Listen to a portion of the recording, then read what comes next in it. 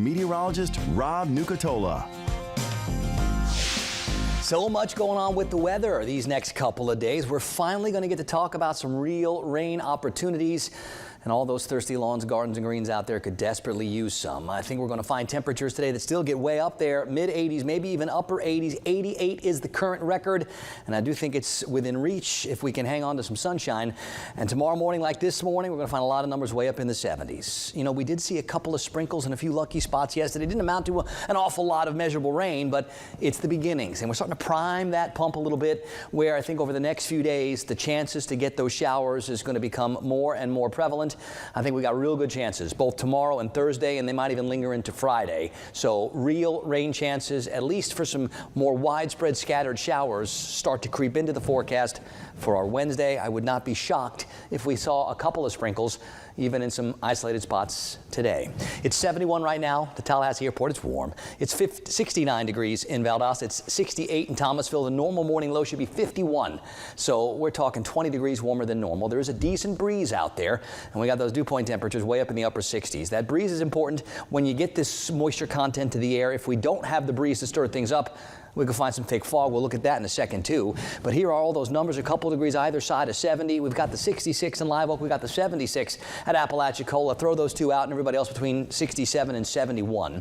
I think today, throughout the day today, we will notice that breeze from the east, maybe even a little southeast, and it will certainly be something that's we can feel, but it's not going to be like windy or anything like that. Here are those visibility numbers. You see spots like Live Oak where the visibility is down to 1/4 mile, Valdosta, Moultrie at 3 miles. So we're going to have some locations where we have some patchy fog, especially as the winds lie down a little bit. But as long as we keep a breeze around, I don't think the fog will get too thick all over the place. The biggest weather all day yesterday and still today is off to our west. That's where this boundary is. This boundary is the leading edge of much cooler air. It is definitely November across the middle of the country and into the Midwest. But we're still in this pocket of warmer air with that big ridge of high pressure that's just still in no hurry to go away. And the longer it maintains its grip on the southeast, that's going to play a role in the evolution of where that latest tropical system decides to go. I think for the time being, as higher pressure does relax a little bit and slide a little further away, we start to bring in some of that tropical moisture that's been over the Bahamas.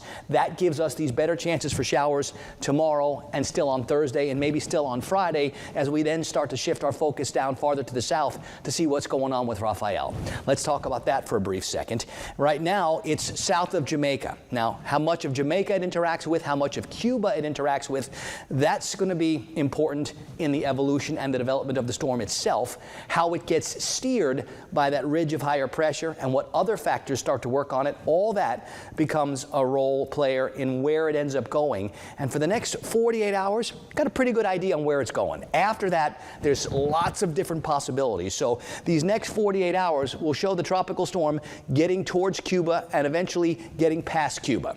How it deals with that and what the structure looks like after that, I think is going to have an interesting role in where this ends up going. That ridge of higher pressure, some of that vertical wind shear that we'll talk about over the Gulf, and the cooler waters, by the way, of the Gulf of Mexico compared to what's going on in the Caribbean, will also all play a role. Don't get too locked into any particular cone just yet, especially when we get outside 48 hours, because it is still very variable. We will continue to monitor. I'll have lots of updates for the next several days. And as things start to develop or stop developing, which is still a possibility, I'll let you know all about it. So please keep checking in with us. On the Gulf today, the clouds increase. The breeze increases too. Out of the east 8 to 18, seas 2 to 4 feet. I think most of us are going to be in the 60s and 70s this morning. The temperatures will rise slowly and steadily. We'll go with the muggy conditions sticking around to the afternoon, and I'm expecting 85, 86, 87 today. If we can get more clouds, maybe we can slow those temperatures down, but I would not be shocked if a few spots took a run at that record of 88 this afternoon.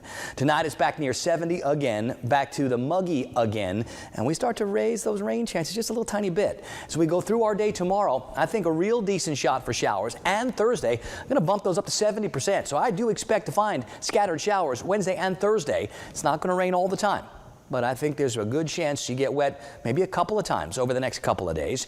And then at this point, it feels like we start to clear things up a little bit on Friday and into the weekend. And of course, that is all heavily dependent on what Rafael decides to do. So there's going to be some changing to that forecast. Please keep checking in with me.